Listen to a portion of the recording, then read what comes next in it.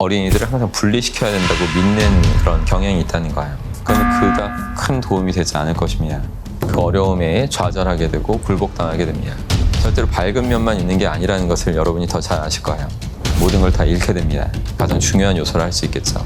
그러면 대부분의 사람들의 성격이 심하게 삐뚤어질 수밖에 없게 됩니다.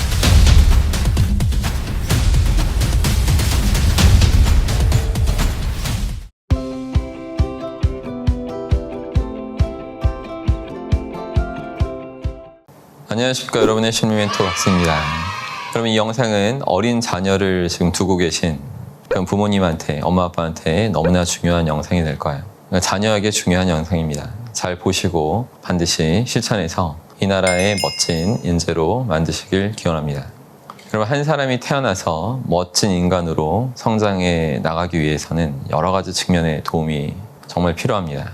근데 보통의 사람들은 이제 어려움에 처해졌을 때 그 어려움에 좌절하게 되고 굴복당하게 됩니다. 그렇지만 자신의 무의식 속에 자신이 주인공이라는 생각이 잘 생성되어 있는 사람은 이런 어려움을 극복하고 결국 주인공의 멋진 삶을 살게 됩니다.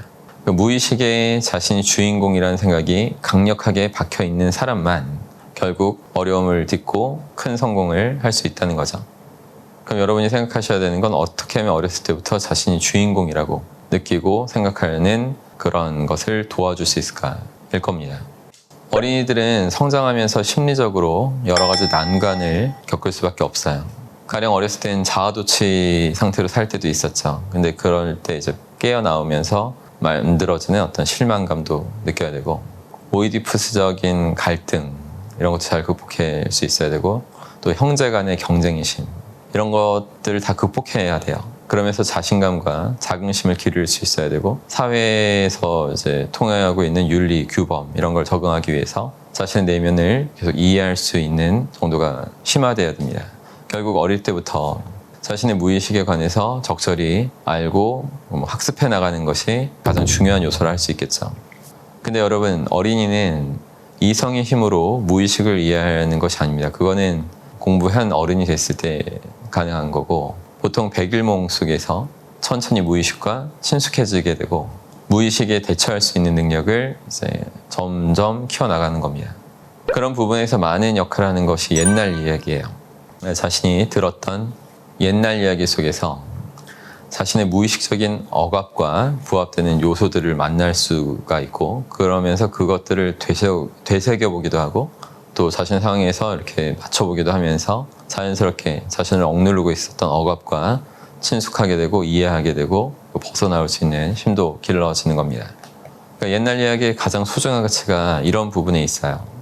옛 이야기는 어린이 스스로라면 발견하지 못했을 그런 상상력에 새로운 어떤 차원을 더 부여해 주는 겁니다. 즉, 옛날 이야기의 형식과 구조가 제시하는 그런 이미지를 통해서 어린애들이 백일몽을 만들고 보다 더 나은 삶의 방향성을 이제 알게 되는 거죠. 그러니까 어른아이 할 거 없이 무의식은 그 사람의 행동을 결정짓는 아주 중요한 강력한 요인입니다. 그러니까 무의식을 억압하고 무의식의 내용이 의식으로 떠오르지 못하게 출구를 아예 봉쇄해버리면 의식까지도 이런 무의식적인 억압이 만들어낸 그 부정적인 영향을 계속 받을 수밖에 없어요.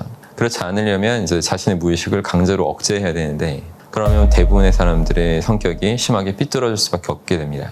그런데 이제 무의식의 내용이 어느 정도 의식의 층으로 떠오르도록 허용이 된다면, 그리고 상상 속에서 계속 작동하게 되면 무의식이 자신이나 타인에게 해를 끼칠 가능성은 훨씬 줄어들게 되고, 무의식적인 욕망이 오히려 긍정적인 용도로 활용될 수도 있게 됩니다.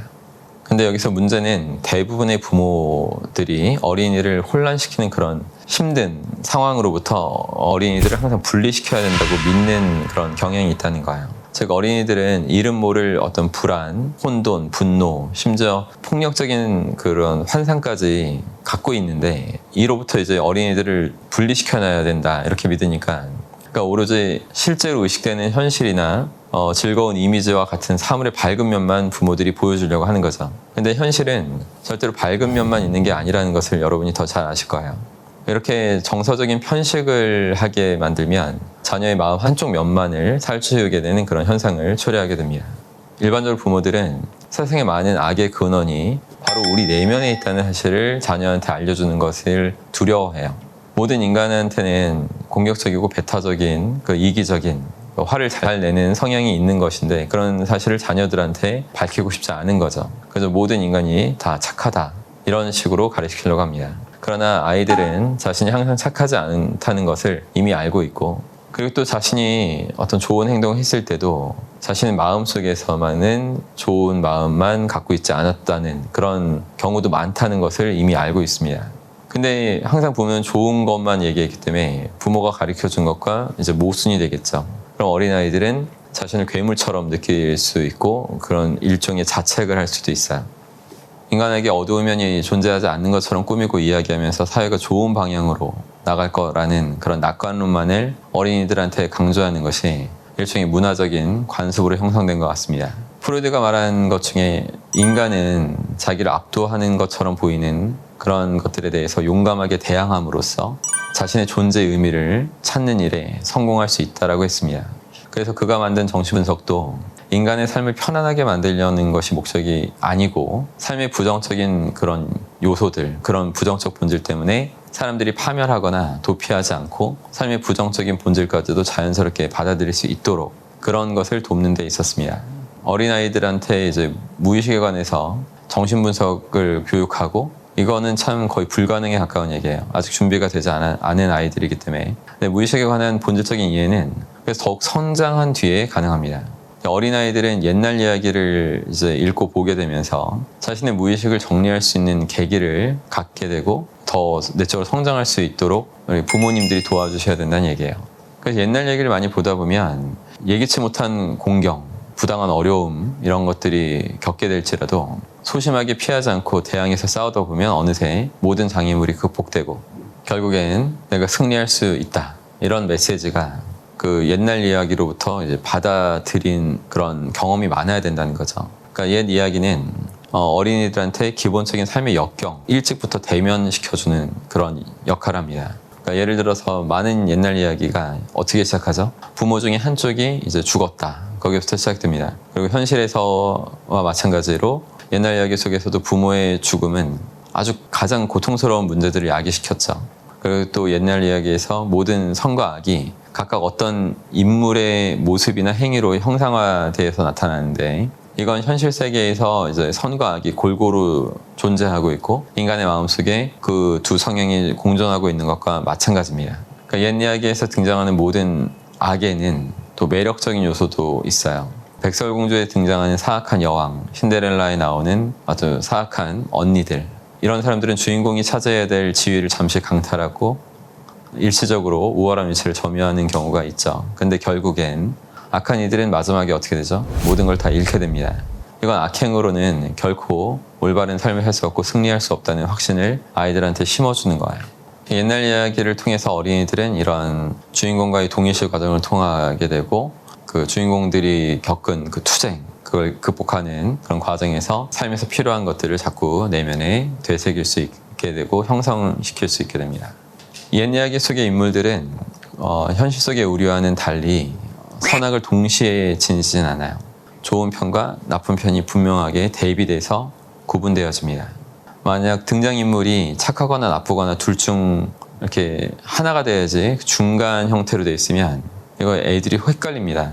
그래서 옛날 얘기는 형이 멍청하면 동생이 현명했고 동생이 착하고 부지런하면 형이 탐욕스럽고 게으른 이렇게 대비 상황을 만들어요. 아버지가 선하면 어머니가 사악하고 이렇게 상반되는 성격을 등장시키는 이유는 어린이가 그 둘의 차이를 쉽게 이해할 수 있도록 하기 위함이죠.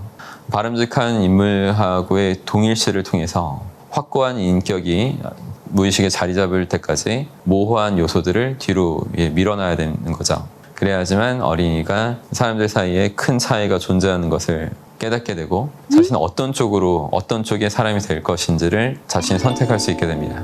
이런 이제 기초적인 선택이 훗날 내면적 성숙을 이루는 그 바탕이 되는데 옛날 이야기 속의 인물의 양극된 그 성격, 캐릭터 특성이 이런 선택을 수월하게 돕는 요소도 있는 거죠. 또 어린이들은 옳고 그름의 기준보다 자기 마음에 드냐 안 드느냐 이 여부가 굉장히 중요합니다. 그렇기 때문에 선한 인물이 더욱 아주 너무 단순하고 명료하게 그려져야 되는 거죠. 그래야지만 이제 어린이들이 그 주인공과 쉽게 동일시가 되고 나쁜 인물들을 이제 완전히 거부할 수 있게 됩니다. 어린이는 옛날 이야기 속의 인물에 자신을 전적으로 투사시키면서 옛 이야기 속의 인물이 마음에 들면 자기도 그런 사람이 되겠다고 그렇게 마음을 먹게 되는 거죠. 옛날 이야기 중에서 뭐 도덕성을 내포하지 않은 얘기도 있어요. 장화 신은 고양이도 그렇고 잭과 콩나무의 잭도 거인의 보물을 훔치고 이런 이야기들은 보잘것없는 인물일지라도 그 인생에서 성공할 수 있다는 희망을 무의식적으로 또 어린아이한테 심어주는 겁니다. 이런 옛 이야기 주제는 도덕성이 아니고 누구나 성공할 수 있다는 확신이에요. 어려움을 극복할 수 있다는 그 믿음, 그 무의식에 갖췄느냐 아니면 패배를 예상하는 그 무의식을 갖췄느냐 이런 걸로 인생을 살아가는 데 있어서 매우 어마어마한 차이가 나기 마련입니다. 그러니까 옛날 이야기에서는 존재의 불안 그리고 어려움 이런 것들을 아주 진지하게 다루고 있고 직접 말해주고 있어요. 가령 애정에 대한 욕구, 자신의 가치에 대한 불안감, 죽음의 공포 이거 어린아이들 다 갖고 있는 건데 이런 부분을 바로 직접 다뤄주고 해결책까지 아이들의 수준에 맞춰서 제시하죠. 예를 들어서 옛 이야기 중에서 이제 끝날 때 그 후 그들은 영원히 행복하게 살았습니다. 이런 표현들이 잘 많이 나오죠. 이런 거는 삶이 영원히 뭐 가능하다라고 어린이를 속이려고 한 것이 아닙니다. 그냥 홀로 살면 세상의 삶이 고통스럽게 되지만 다른 사람과 진실한 관계를 맺고 살면 그런 고통이 사라질 수 있다는 것을 알려주는 거죠. 그런 유대를 통해서 사람은 궁극적으로 정서적인 안정감과 관계의 그 영속성에 도달하고 죽음의 공포까지도 극복할 수 있다라는 점을 알려주는 겁니다. 그렇게 진실하고 성숙한 사랑을 발견한 사람은 더 이상 영원한 삶을 꿈꿀 필요가 없다는 것도 알려주는 거죠. 옛날 이야기는 또 어린이에게 참된 인간관계를 통해서 자신을 괴롭히고 있는 분리불안에서 벗어날 수 있다는 것도 일깨워줍니다. 가령 엄마한테 끝까지 집착하고 그렇게 되면 바람직한 결말이 이루어질 수 없다는 것도 알려주죠. 끝까지 이제 부모한테 매달리려고 하다 보면 이제 헨젤과 그레텔처럼 매정하게 내쫓기는 신세가 된다는 것도 알려줍니다. 이렇게 옛 이야기를 많이 듣고 읽으면서 자란 애들은 무의식에서 앞으로 경험하게 될 삶의 여러 가지 측면의 고난 그리고 역경에 대해서 좀 더 수월하게 극복할 수 있는 마음의 아주 중요한 영양분을 얻게 된 겁니다. 그래서 많은 부모님들이 옛날 이야기의 이런 교훈적인 측면에 눈을 뜨시고 아이들한테 마음의 양식을 아주 귀한 양식을 전해주셨으면 좋겠어요.